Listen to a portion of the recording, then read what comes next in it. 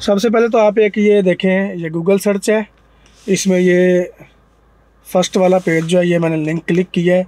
ये लिखा है इटली एम्बेसी पाकिस्तान और साथ में इन्होंने नंबर वगैरह भी दिया हुआ है।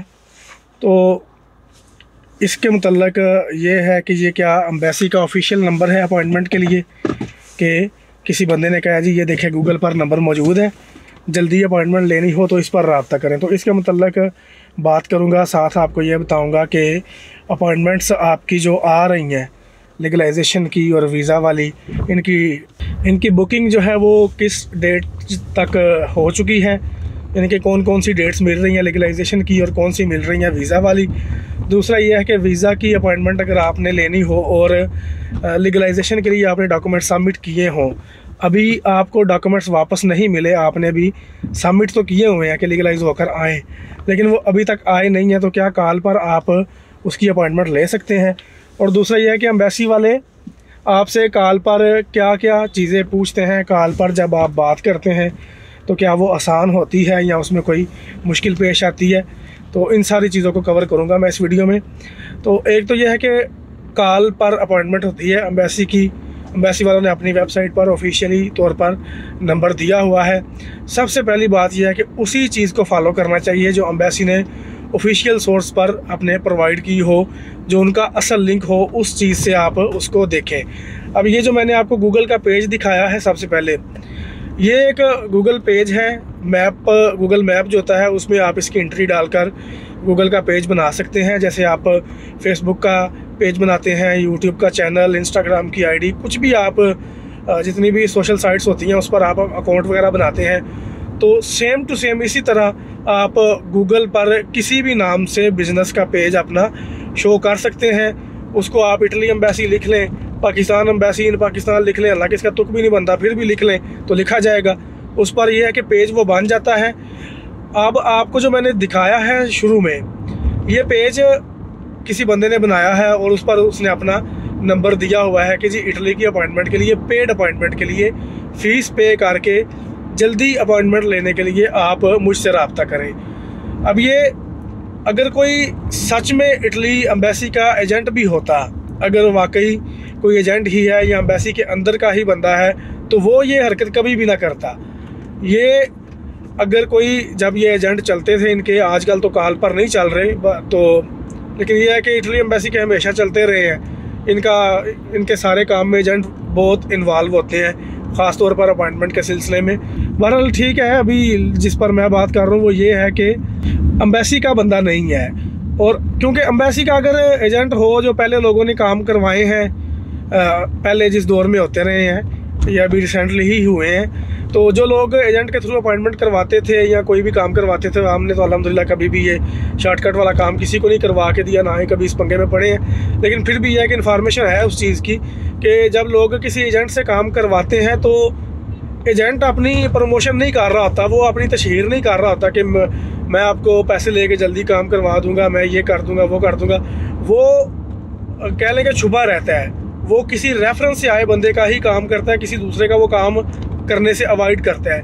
वो तो इस तरह से काम करते हैं एजेंट लोग जो हैं, जो करते थे। तो दूसरा ये है कि अगर एम्बेसी ने कोई फ़ीस रखनी होती है अपॉइंटमेंट की, बिलफर्ज एम्बेसी वाले रख भी लें, तो वो क्या 800 यूरो 900 यूरो फ़ीस रखते हैं एम्बेसी वाले, यानी कि खाली अपॉइंटमेंट है, तो उसकी इतनी ज़्यादा उन्होंने फ़ीस रख देनी थी।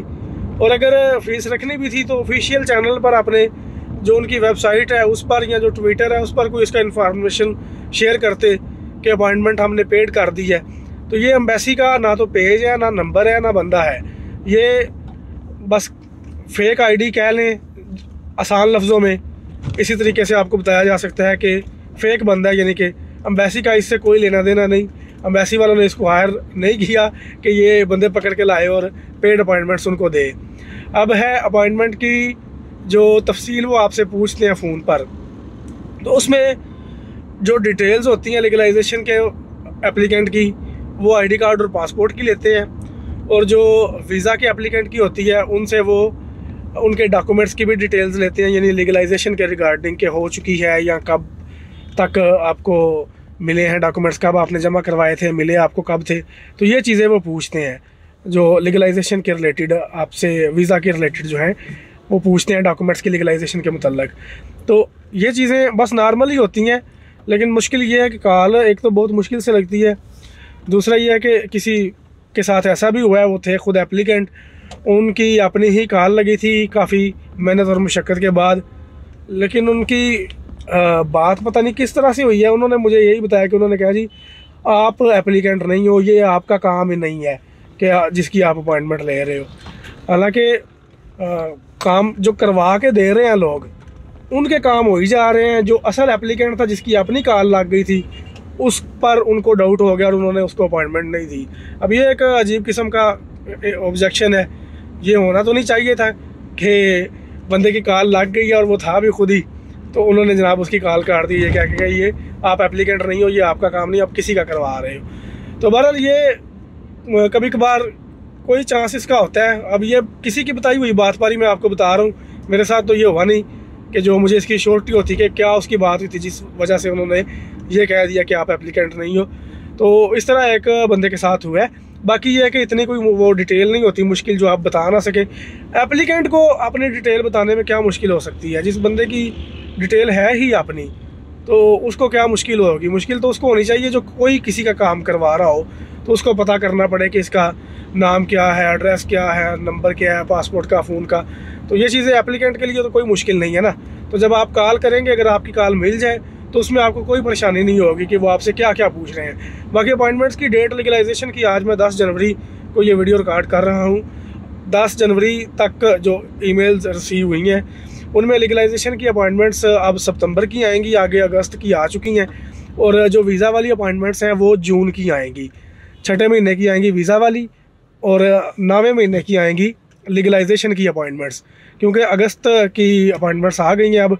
तो अगर आप ये वीडियो एक हफ़्ते बाद देख रहे हैं, बिलफर्ज आप 15-16 तारीख को देख रहे हैं, 20 तारीख को देख रहे हैं, तो आप ये जो मैं डेट्स बता रहा हूँ इनको खुद ही अपने हिसाब से एक माह आगे कर दें कि 10 दिन में ये तकरीबन 1 माह की बुकिंग हो जाती है, एक हफ़्ते में हो जाती है।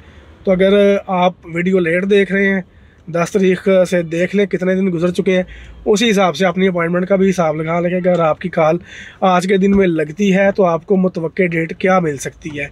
तो ये है अपडेट इटली एम्बेसी की अपॉइंटमेंट के हवाले से, जो कि उम्मीद करता हूँ आपके काम आएगी। एक जो गूगल का पेज है उससे बचने के लिए अगर आप ये यूज़ करते हैं सोशल साइट्स, तो आप इस चीज़ को बआसानी से पकड़ सकते हैं कि कोई फेक आईडी है और कौन सी असल ऑफिशियल चीज़ है, कौन सी काम की चीज़ है।